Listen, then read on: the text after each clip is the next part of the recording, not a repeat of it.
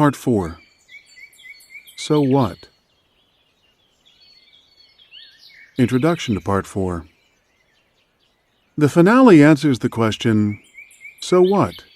By asking where the science of the past 4 centuries has taken us. In one sense, we are left with more questions than answers. The more we know, the more we realize how little we know. Finale. On the Gospel according to the Power Laws. We are better at predicting events at the edge of the galaxy or inside the nucleus of an atom than whether it will rain on Auntie's garden party 3 Sundays from now, because the problem turns out to be different. It is the best possible time to be alive, when almost everything you thought you knew is wrong. Tom Stoppard, from his play Arcadia. All aspects of business, all products, all activities, all methods, have an information structure at their core that has long been hidden, just like the genetic code of plants. Executives will have to create new genetic structures for their businesses.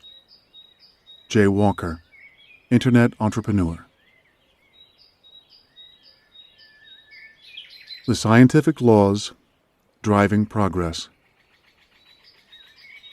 In 1859, Charles Darwin closed his account of evolution by natural selection with a skillful contrast between the exuberance of nature and the economy of the scientific laws that had produced such a pleasing result. He wrote, "It is interesting to contemplate an entangled bank, clothed with many plants of many kinds, with birds singing on the bushes, with many insects flitting about, and with worms crawling through the damp earth, and to reflect that these elaborately constructed forms, so different from each other, and dependent on each other in so complex a manner, have all been produced by laws acting around us. Some things we do know." Darwin's account of evolution by natural selection is a marvel of inference and insight, where God is gently shunted to the sidelines, and creation from the first form of life to the rich complexity of countless species is reduced to one simple dialectical process: growth via sex, inheritance, variation, a ratio of population increase so high as to lead to a struggle for life, and therefore a natural selection, divergence of character, and the extinction of less improved forms. In reviewing some of the most important triumphs of science from the last 4 centuries, we've been able to see yet more wonderful things than those revealed by Darwin, but equally capable of reduction to a few simple power laws. We've looked at the remarkable triumphs of physics, which have shown not only how the same rules of motion apply on heaven and earth, but also the astonishing way that the smallest parts of matter operate, and the awesome power that can be generated by such understanding. We've seen that space and time are not 2 separate dimensions, but are intimately linked. We know how Darwin's evolution by natural selection operates, and the incredible information power packed in exactly the same way into the genes of all living organisms. We know that genes replicate themselves by using organisms as vehicles. We suspect that our genes are not fully aligned either to our own objectives or to commercial, urban society. We see human appropriation and creation of knowledge as an alternative and additional form of replication to that of genes, one that may enable humans to drive parts of the evolutionary process in the direction we want. We have some insight into how complex systems can emerge from simple ones, how everything in the universe tends to organize itself into systems, and how even the most puzzling phenomena follow intricate and predictable patterns, at once similar to and different from each other. We know that in any distribution of a population, whether of people, clouds, disease, events, or anything dead or alive, whether good or bad or neutral from our point of view, a small minority of the forces will have much more influence than the great majority, and we know how to distinguish the vital few forces from the trivial many. Mathematics has given us dazzling insights into the power of exponential growth and how the same patterns recur in numbers, regardless of the phenomena being observed. We know how new technology evolves in a lumpy fashion and how to predict when we're likely to move from one dominant technology to another. The same tools enable us to observe and often predict how and when any phase transition will take place, whether we are talking about major social change, a trend or fashion, an epidemic reaching crisis proportions, or a company's profits taking off. Although economics and the social sciences have generally been a disappointment, the last 3 centuries have taught us a few very useful things. How markets and organizations are self-organizing dynamic systems with their own way of sorting things out. How wealth is created by the division of labor and trade based on comparative rather than absolute advantage. How returns can increase over time so that costs and prices can go down forever. How networks increase value. How economic arbitrage creates more from less as resources are shifted from low to high productivity uses. And how societies evolve by means of increased specialization, reciprocity, trade, technology, and ever greater levels of cooperation and interdependence.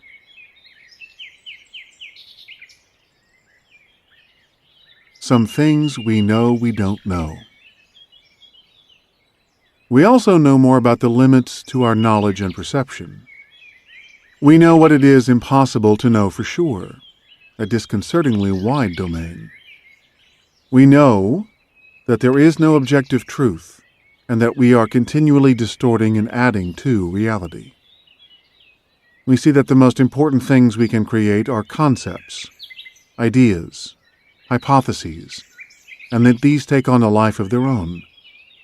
Information and imagination are our evolutionary aces in our game with the inscrutable universe, which hitherto has monopolized the best cards. We know that uncertainty is at the heart of the universe. Although we can find laws describing what happens, they are stochastic rather than deterministic. We need to think in terms of probabilities rather than certainties. We know that chance is central to all life. We know that we humans sit in a very odd relationship to our environment. We suspect that our genes are out of sync with the society we have created and that our emotions have not caught up with our reason. We are not sure whether we are controlling our genes or they are controlling us. The chances are that an intriguing battle is on, both for each individual and for society as a whole. We also don't know whether our universe is the only one with intelligent life, whether there are other universes from which we may have branched out in space and or in time, or how much longer Earth and the universe will last. Oh, and yes, Tom Stoppard is right. We don't know whether it will rain at Auntie's garden party. Darwin would have been amazed at how much more we know, and at how much less. The power laws change our perspective. The most interesting modern science is that which unifies its different branches, enabling us to glimpse universal power laws. But there is a more fundamental unification that is beginning to take place. As the great Harvard biologist Edward O. Wilson says, "The greatest enterprise of the mind has always been and will always be the attempted linkage of the sciences and the humanities." Wilson also argues for a belief in the unity of the sciences, a conviction far deeper than a mere working proposition that the world is orderly and can be explained by a small number of natural laws. Through study of our power laws, I think we can see a few themes that link together the sciences, the humanities, and business. power laws cast business in a new light. Without being fanciful, we can see that business operates in the same way as other complex systems, and is subject to the operation of laws as other parts of the universe. We have described the most important of these laws, and there are not too many of them. Evolution by natural selection, genetic laws, Gauss's laws, evolutionary psychology, the prisoner's dilemma, Newton's laws, relativity, quantum mechanics, chaos, complexity, the 80-20 principle, punctuated equilibrium, the tipping point, the law of increasing returns, the paradox of enrichment, the law of entropy, and the law of unintended consequences. Of these, only the prisoner's dilemma and the law of increasing returns apply specifically to business and other human affairs. For the rest, the laws apply to business because they refer to nature and life, and business is part of life. Of the 17 major power laws, there are 6 that are even more important than the rest, and in 5 of the 6 cases, it's clear that the laws apply to business in precisely the same way as they do to the rest of the universe. In the 6th case, genetics, the laws apply in a similar but slightly different way. These 6 preeminent power laws are evolution by natural selection, genetic laws, Gauss's laws, these 3 forming a natural cluster of biological laws that fit perfectly with each other, and chaos, complexity, and the 80-20 principle, which comprise another snugly fitting cluster of non-linear laws. Let's take a look at each group. The biological laws. Business evolves by selection in the same way that nature does. Both progress through variation, innovation, the rejection of most new variants, and the propagation of a few very successful variants. Generalities generate differentiations. Differentiations become generalities from which other differentiations emerge. Development depends on co-development. In nature, of other genes and organisms. In business, of other elements of information and of business vehicles, animate and inanimate. The odds against survival are high, leading to a struggle for life. The conditions of life determine whether species and individuals survive. Finally, the process of natural selection is arbitrary and random, as well as effective. The best guarantee of survival and good fortune is to have good genes. Genes are powerful packets of information that seek to replicate themselves as widely as possible by finding appropriate vehicles. These vehicles coat the genes, which are essentially massive forces of information packed into a tiny and fragile physical shell, with robust physical protection. Good genes gravitate to the best vehicles for them and their fellow genes.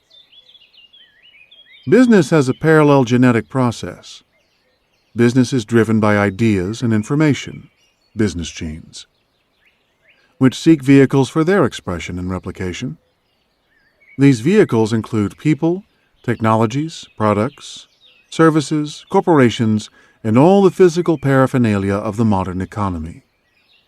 Everything written in the previous paragraph about genes applies precisely to business genes. The difference between biological genetics and business genetics lies here. Organisms are passive recipients of genes. In business, there is a degree of choice available for proactive individuals and groups of people.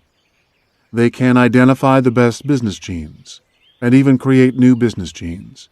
Yet this difference is not really one between business and nature.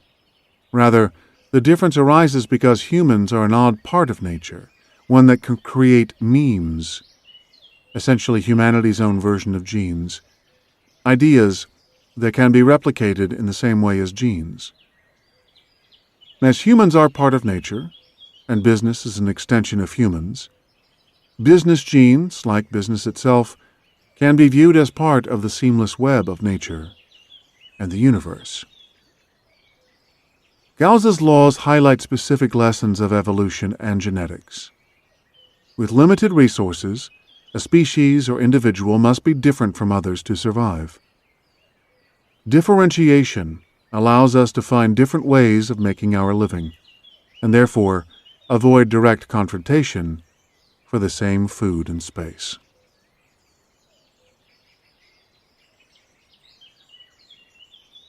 The nonlinear laws.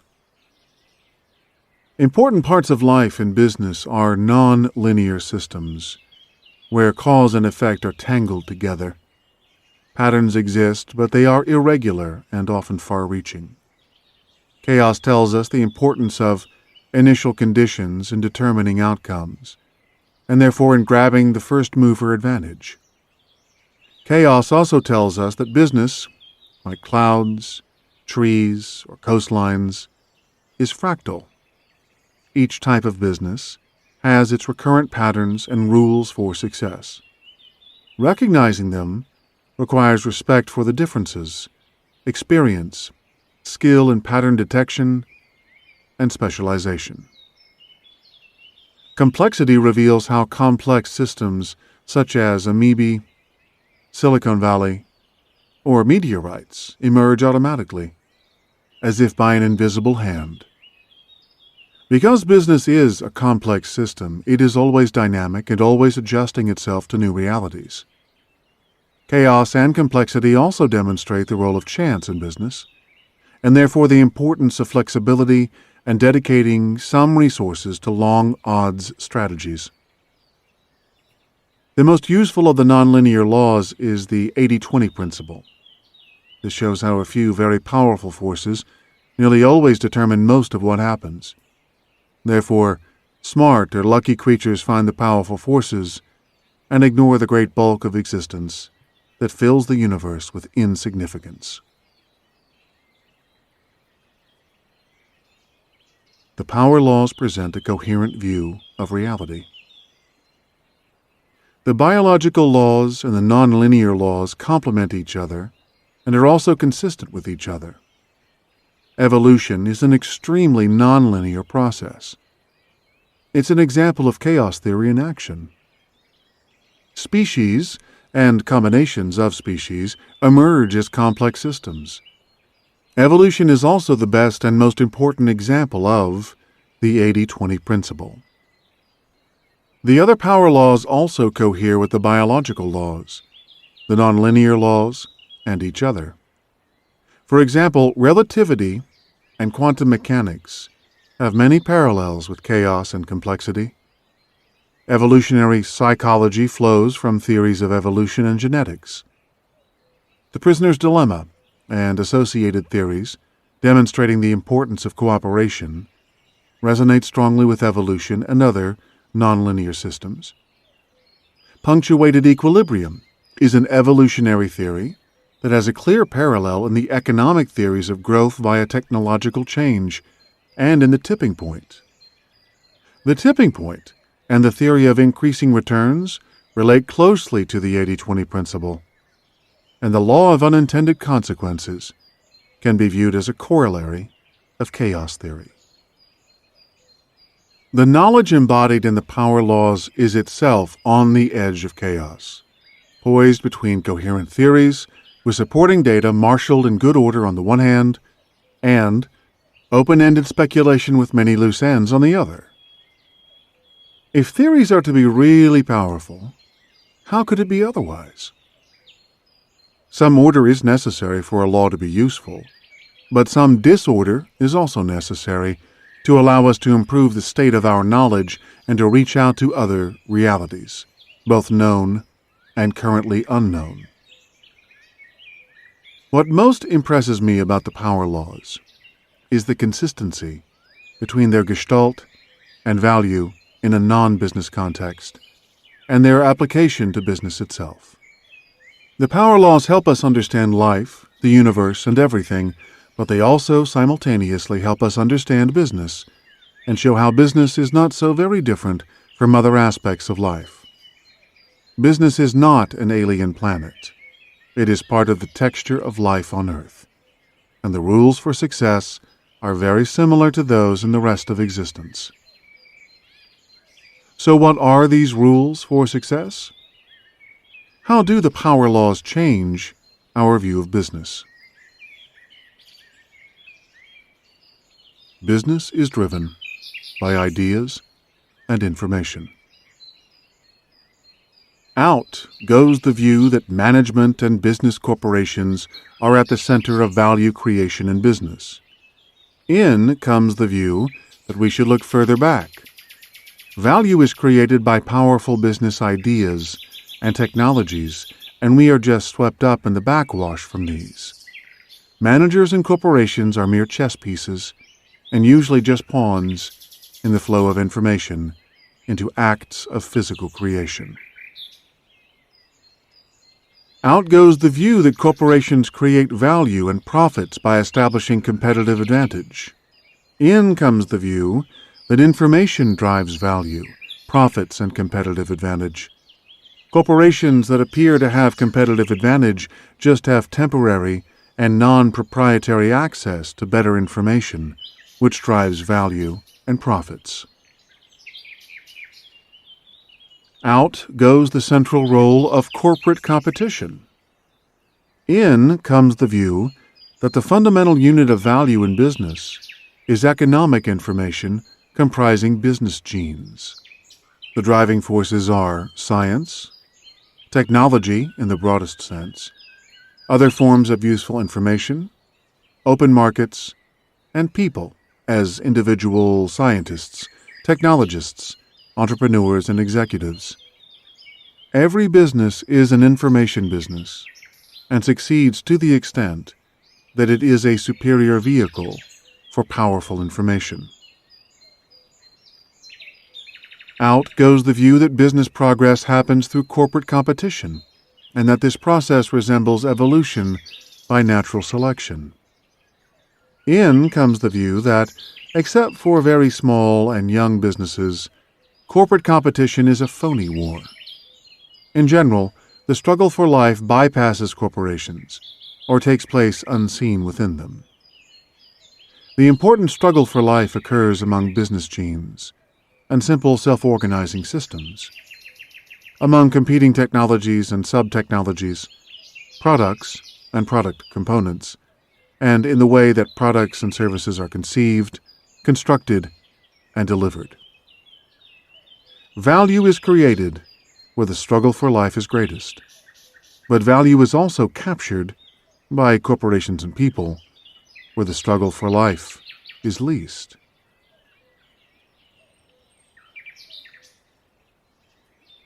The valuation creation process proceeds via innovation and natural selection.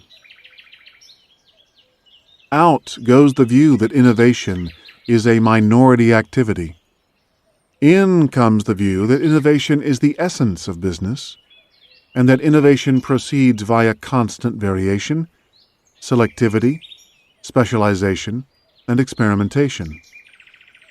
If you aren't experimenting, varying and changing things constantly, then you aren't creating value, and you won't be successful. Out goes the view that corporations can control their own destiny and determine their own success. In comes the view that individuals and corporations are part of a random process where change is the only constant, where influence on events is possible but control is not, and where success, even when deliberately engineered, is as much an accident of the moment as the result of foresight, cunning, and skill. Success is never an annuity in perpetuity. Success is always achieved by alignment with greater external forces. We may think that we are harnessing such forces, but more likely, we are being used by them. And finally, out goes the view that most experiments should succeed. In comes the view that most experiments should fail.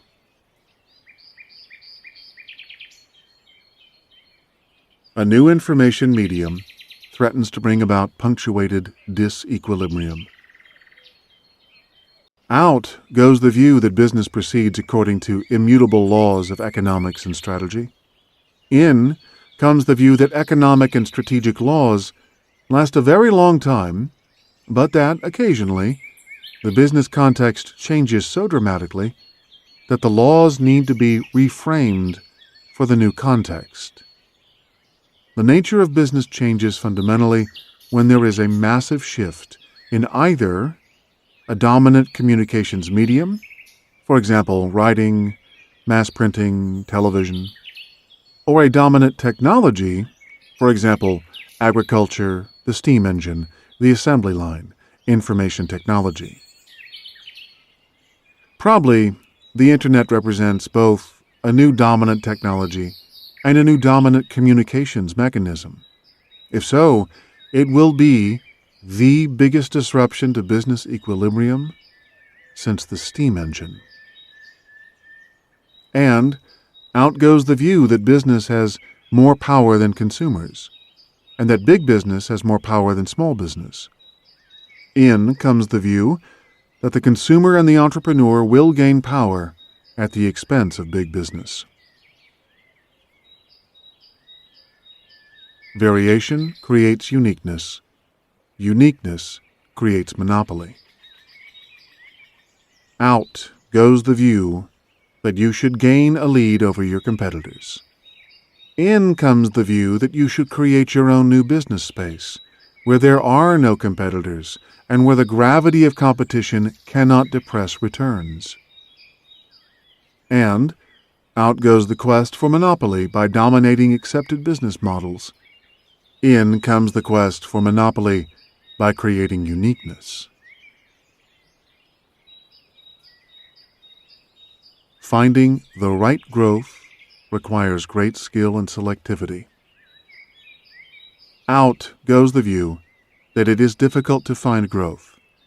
In comes the view that most growth is futile and profitless.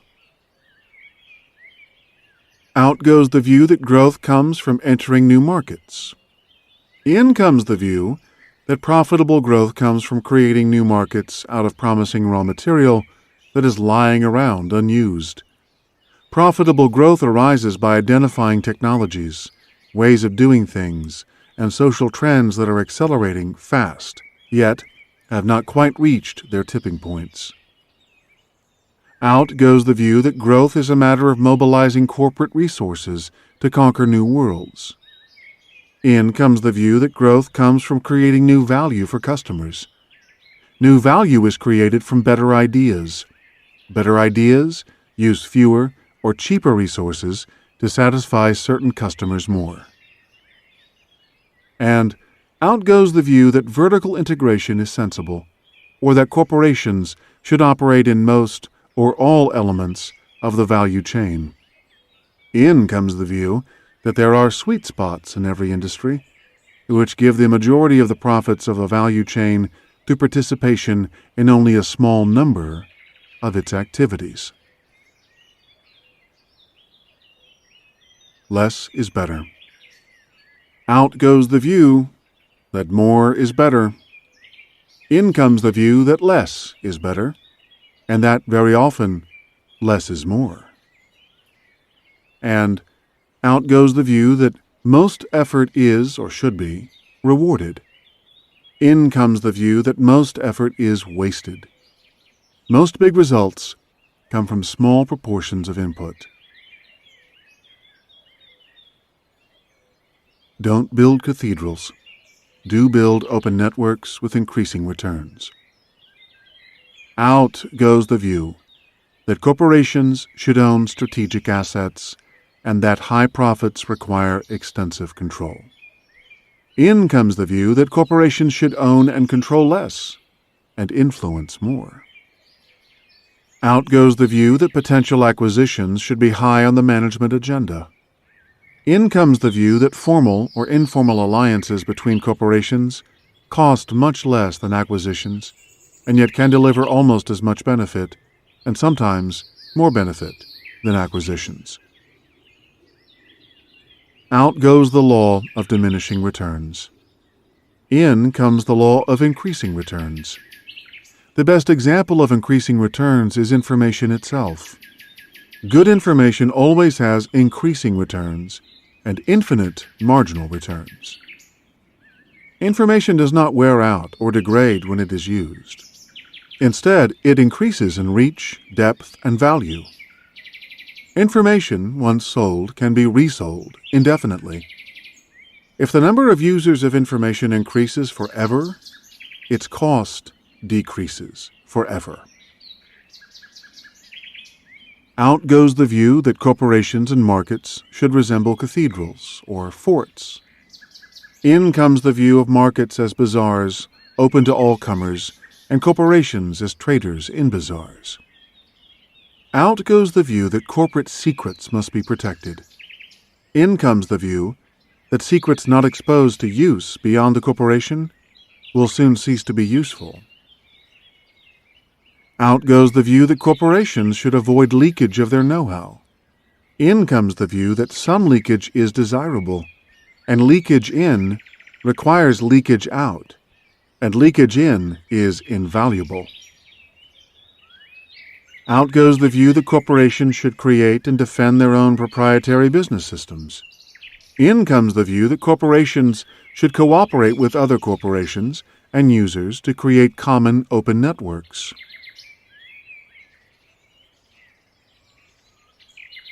Use both reason and passion.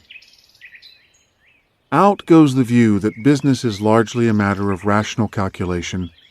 Out goes the view that the business world is largely composed of linear cause and effect relationships.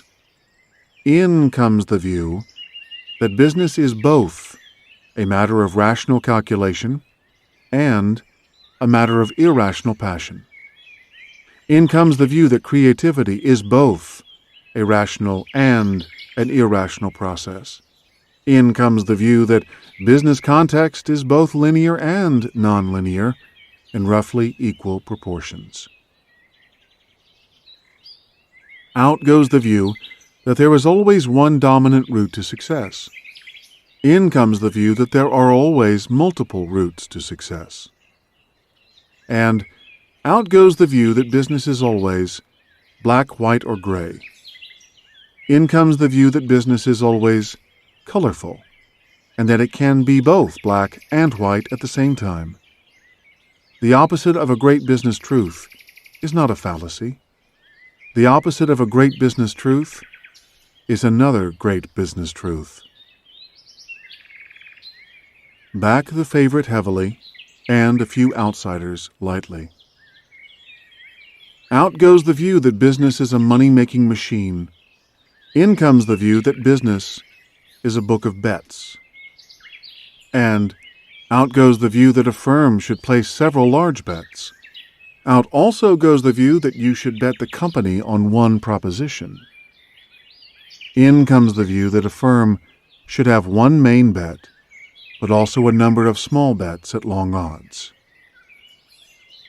And finally, sustain success by gaining and giving loyalty, and by continual improvement. Out goes the view that nothing succeeds like success.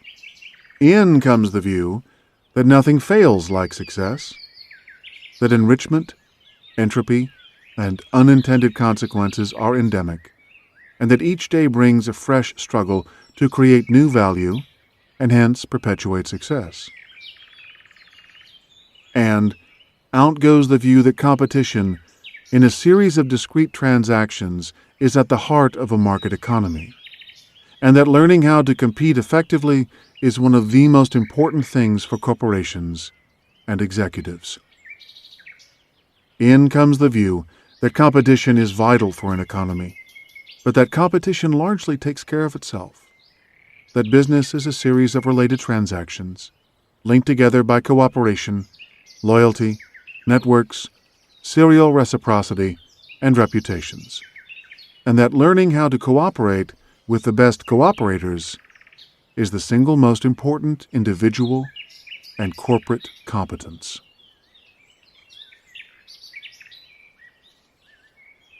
The Gospel according to the Power Laws. In the beginning was information. Each day brought and brings more and better information. All business is information. The gathering, creation, refinement, combination, processing, and delivery of information. Information goes into products and services, but the information is not consumed.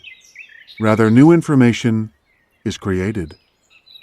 Information is retained and enhanced, alive and bubbling, in the brains of business people and in the networks and vehicles set up to provide goods and services.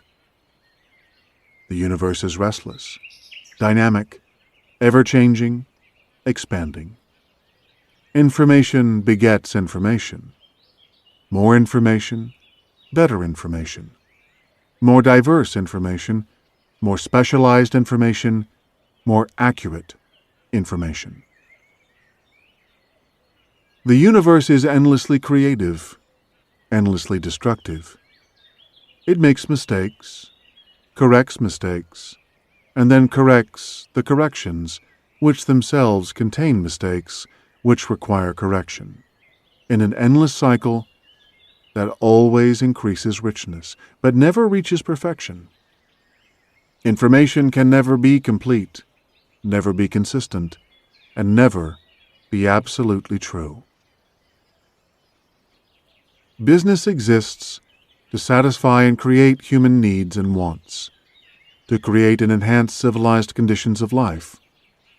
Business thrives if they do this well and differently, but, happily, they will never do it perfectly. The business universe can therefore expand forever, because there is always room for something more and something better. All progress requires improvement. A new product or service, or the delivery of existing ones in cheaper, better, or more convenient forms. Improvement requires experimentation, variation, and market exposure. Really successful businesses meet three conditions. They are different from all other businesses. They make better use of ideas and resources. And they continually improve. They use myriad experiments to ensure that they remain different from any other business. You can't catch a moving target that is continually creating its own new space. Most experiments fail. We should let them. We should concentrate energy on the few successful experiments. We should conduct new experiments on these successful experiments, so that there are always new variants of them. For continued success, this process must never flag. Business is exciting and challenging because new and better information is always available. New ideas, new ways of doing things, new potential partners, new customers, and new demands from existing customers all create a kaleidoscope of potential change and improvement. Technological change drives growth. Technological improvement is not just inventions and the application of sophisticated science, but also the use of all kinds of knowledge to make things better and cheaper. Every successful business person is a technologist, using and creating knowledge, which others then use for further improvements. Technology change can be spotted accelerating along the runway before the takeoff. Innovators need keen eyes and fast skates, but they do not need to start rich.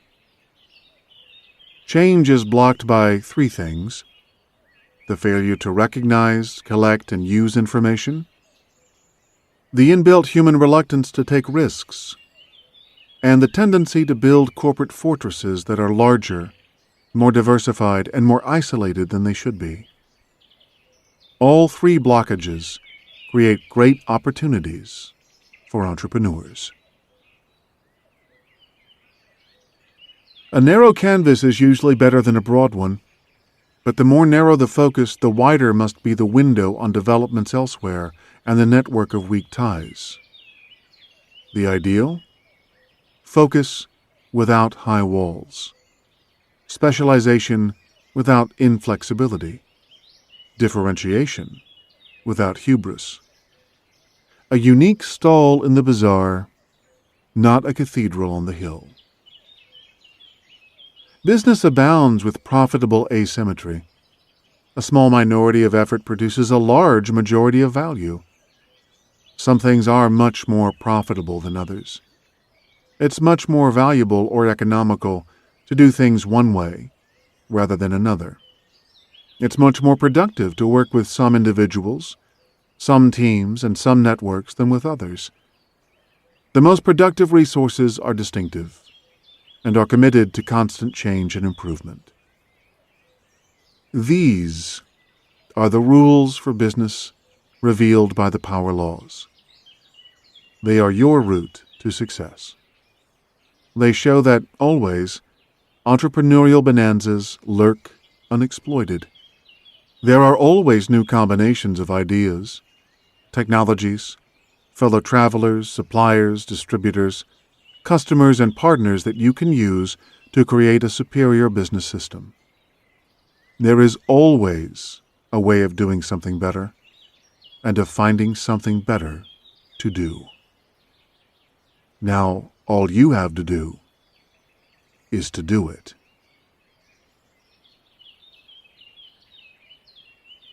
You've been listening to The 80-20 Principle and 92 Other Powerful Laws of Nature by Richard Koch, narrated by Sean Pratt.